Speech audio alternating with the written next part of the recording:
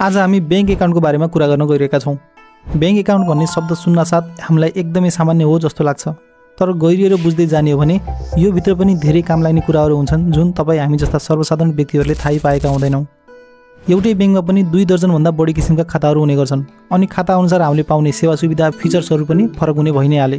तपाईलाई विश्वास गर्न पनि गाह्रो लाग्न सक्छ, नेपालकै बैंकमा पनि कुनै कुनै यस्ता खाता यस्ता सुविधाहरू छन् हामीले खाता खोलेर मात्र छोड्यौँ भने पनि ओभरअल बैंकिङ प्रोडक्टमा छुट पाइनेदेखि लिएर सित्तैमा इन्सुरेन्ससम्म हुन्छ।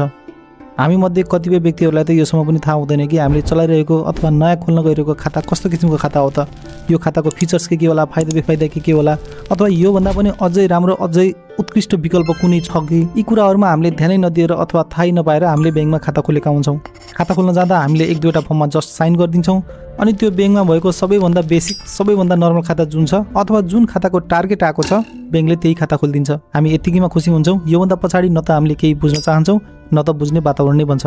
तपाईँको र मेरो मात्र होइन, लगभग 95% मान्छेको कथा व्यथा यही नै हो।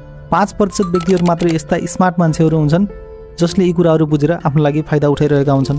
यदि तपाईँहरू पनि ती 95% मान्छेहरूबाट हटेर 5% मान्छेमा पर्न चाहनुहुन्छ भने अबको जम्मा 7-8 मिनट जति समय यो भिडियोलाई छुट्याएर ध्यान दिएर हेर्नुहोला।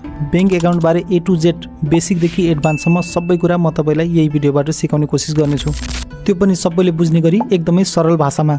अझै केही कन्फ्युजन भए चाहिँ तल कमेन्ट गरेर सोध्ने ठाउँ त छँदैछ।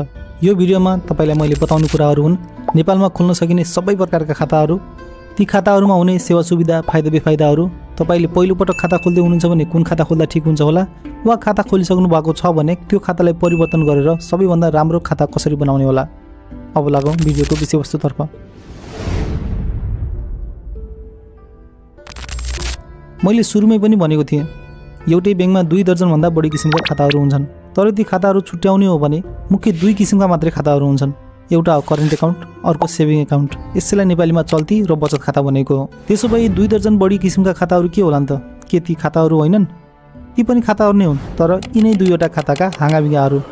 कसैले सिकाउने बेला मुद्दती र कल खातालाई पनि खाताको प्रकार नै हो भनेर सिकाएको पाइन्छ, तर यी खाताहरू अझै छुट्टै प्रकारका खाताहरू हुन्।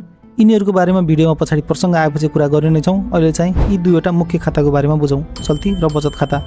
झट्ट सुन्दाखेरि चल्ती खाता भनेको नियमित चलाउन मिल्ने, आफू खुसी पैसा राख्न झिक्न मिल्ने, अनि बचत खाता भनेको चाहिँ पैसा झिक्न नमिल्ने, बचत मात्रै गर्ने खालको हो कि जस्तो लाग्छ। तर त्यसो चाहिँ होइन। चल्ती र बचत यिनीहरूको नाम मात्र हो। दुवै खातामा जुनसुकै बेला पैसा राख्न झिक्न मिल्छ, रेगुलर कारोबार गर्न मिल्छ। दुवै खाताको एटिएम, मोबाइल ब्याङ्किङ, चेक सबै पाइन्छ। यदि त्यसो हो भने फरक चाहिँ के होला त? कसरी छुट्याउने होला कुन चल्ती खाता हो कुन बचत खाता हो?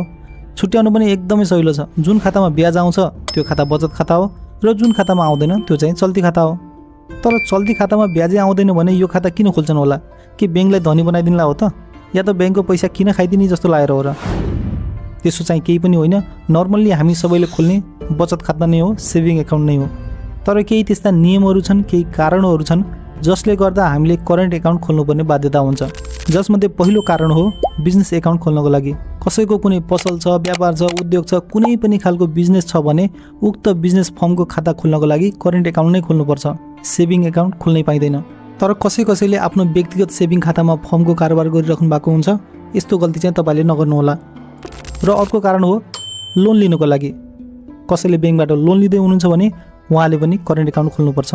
यदि व्यक्तिगत लोन लिँदै हुनुहुन्छ भने पर्सनल करेन्ट एकाउन्ट खोल्नै पर्यो। तर बिजनेसको नाममा चाहिँ लोन लिए पनि नलिए पनि खोल्ने खाता भनेको करेन्ट एकाउन्ट मात्रै हो, सेभिङ एकाउन्ट खोल्नै पाइँदैन। यो त थियो करेन्ट एकाउन्ट खोल्नै पर्ने कारणहरू। अब यसका फाइदा बेफाइदा पनि हेरौँ। करेन्ट एकाउन्ट खास गरी बिजनेस ओनरहरूको लागि हो, किनकि यसमा अनलिमिटेड ट्रान्जेक्सन गर्न पाइन्छ, कुनै रेस्ट्रिक्सन हुँदैन, जुन चाहिँ सेभिङ एकाउन्टमा गर्नै पाइँदैन। सेभिङ एकाउन्टमा विभिन्न किसिमका रेस्ट्रिक्सनहरू हुने गर्छन्। त्यसैले ठुला बिजनेस ट्रान्जेक्सनहरू स्मुथली चलाउनको लागि करेन्ट एकाउन्ट नै चाहिन्छ। त्यसै गरी बेफाइदाको त मैले अघि नै कुरा गरिसकेँ। नर्मली यसमा कुनै पनि किसिमको इन्ट्रेस्ट पाइँदैन। यही कारणले गर्दा खातामा ठुलो डिपोजिट राख्ने व्यक्तिहरूलाई त समस्या पर्न जाने भयो, पाउनुपर्ने ब्याज नपाएर घाटा लाग्ने भयो।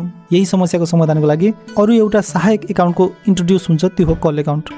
कल एकाउन्टमा के हुन्छ भने करेन्ट एकाउन्टमा जम्मा भएको पैसाको ब्याज जम्मा हुने काम हुन्छ।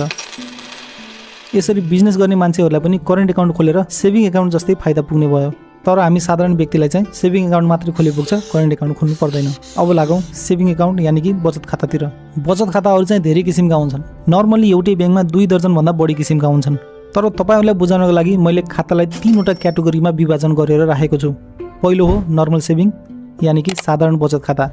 नर्मल्ली हामी ब्याङ्कमा जाने बित्तिकै खोल्ने खाता यही नै हो। ब्याङ्कका कर्मचारीहरूले पनि सुरुमै खोलिदिने खाता यही नै हो। यहीँनिर हाम्रो गल्ती हुन जान्छ, किनकि यो खाता सबैभन्दा कम सेवा सुविधा भएको, सबैभन्दा कम ब्याज दर भएको खाता हो। यसमा मात्र एउटा फाइदा हुन्छ, त्यो हो यो खाता 0 ब्यालेन्समा अथवा एकदमै कम मिनिमम ब्यालेन्समा खोल्न पाइन्छ।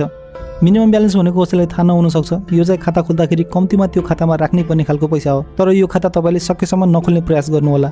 यसलाई तपाईँले थर्ड अप्सनको रूपमा लिन सक्नुहुन्छ, न कि फर्स्ट अप्सन। फर्स्ट अप्सनको लागि तपाईँले अर्को किसिमको खाता चुज गर्न सक्नुहुन्छ, त्यो हो स्पेशल क्याटेगोरीका खाताहरू। यी खाताहरूमा बढी ब्याज दर हुन्छ, बढी छुट सुविधाहरू हुन्छ, इन्सुरेन्ससम्म पनि पाइन्छ यसै खातामा, र मिनिमम ब्यालेन्स पनि एकदमै कम अथवा 0 नै हुन्छ। तर यी खाताहरू सबैले चाहिँ खोल्न मिल्दैन। केही स्पेशल ग्रुप, केही स्पेशल उमेर समूहको व्यक्तिले मात्रै खोल्न मिल्छ। जस्तै कि नारी बचत खाता नारीहरूले मात्रै खोल्न पाइने, बाल बचत खाता बच्चा बच्चीहरूले, बालबालिकाहरूले मात्रै खोल्न पाइने, तलबी खाता तपाईँ कुनै संस्थामा काम गर्दै हुनुहुन्छ, सरकारी अथवा प्राइभेट, जुनसुकै कुनै न कुनै ब्याङ्क एकाउन्टको माध्यमबाट तपाईँले तलब खानुहुन्छ नि, हो त्यो ब्याङ्कमा मात्रै खोल्न मिल्छ। बुबा आमा बचत खाता, यो चाहिँ वृद्ध भइसक्नुभएका बुबा आमाले मात्रै खोल्न मिल्छ। यसरी ब्याङ्क नै पछि धेरै किसिमका विशेष खाताहरू हुन्छन् र सुविधाहरू पनि ब्याङ्क अनुसार नै फरक फरक किसिमका हुन्छन्। तर नर्मल सेभिङमा भन्दा केही न केही बढी सुविधा चाहिँ यसमा पक्कै पनि हुन्छ। अब तपाईँलाई यी सम्पूर्ण सुविधाहरू लिन चाहिँ मन छ, तर तपाईँ यी कुनै पनि ग्रुपमा पर्नु भएन भने तपाईँको लागि चाहिँ अर्को अप्सन छ, त्यो हो हाई मिनिमम ब्यालेन्स अकाउन्ट। यी खाताहरूमा विभिन्न सुविधाहरू पाइन्छन्। कतिपय सुविधाहरू त स्पेशल खाता भन्दा पनि बढी हुन्छन्, तर यी खाता खोल्नलाई मिनिमम ब्यालेन्स चाहिँ अलिकति बढी राख्नुपर्ने हुन्छ।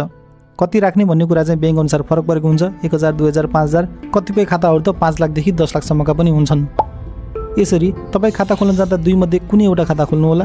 तर यी दुई अप्सन तपाईँको लागि काम लागेन भने बल्ल नर्मल खाता वा साधारण बचत खातातर्फ जानुहोला। अलरेडी खाता खोलिसक्नु भएको छ भने पनि त्यो खाताको स्किम चेन्ज गरेर आफूलाई मन लागेको खाता बनाउन सकिन्छ। एकपटक ब्याङ्कमा रिक्वेस्ट गरिहेर्नु होला। यी त थिए ब्याङ्क एकाउन्टको बारेमा सामान्य जानकारीहरू। अब मुद्दतीको बारेमा पनि सामान्य कुरा बुझौँ। मुद्दती खाता चाहिँ सबैभन्दा बढी ब्याज आउने खालको खाता हो। यसमा केही ठुलो पैसा सुरुमै जम्मा गरिन्छ अनि केही लामो समयसम्मको लागि राखिन्छ। तर आजभोलि धेरै सजिलो छ। तपाईँसँग ठुलो पैसा एकैपटक भएन भने थोरै थोरै पैसा महिनाको 1000, 2000 पनि जम्मा गर्न मिल्ने खालका मुद्दती खाताहरू आएका छन्। यिनीहरूमध्ये तपाईँले जुनसुकै मुद्दती खाता खोले तापनि समय पुरा भइसकेपछि मात्र त्यो पैसालाई चलाउन झिक्न मिल्छ। बिचमै पैसा चाहिँ झिक्न मिल्दैन। तर अचानक चाहियो भने यसैबाट कर्जा चाहिँ निकाल्न मिल्छ। तर मुद्दती खाता खोल्नको लागि पहिलेदेखि नै कुनै न कुनै करेन्ट अथवा सेभिङ एकाउन्ट हुनुपर्ने जरुरी छ। यी त थिए खाता सम्बन्धी सम्पूर्ण जानकारीहरू। हवस् त यो भिडियोमा यति नै। आशा छ तपाईँले धेरै कुरा सिक्नु भएको होला। केही कुरा नबुझ्नु भएको भए चाहिँ कमेन्ट गरी सोध्नु होला। अब हामी भेट्नेछौँ अर्को भिडियोमा।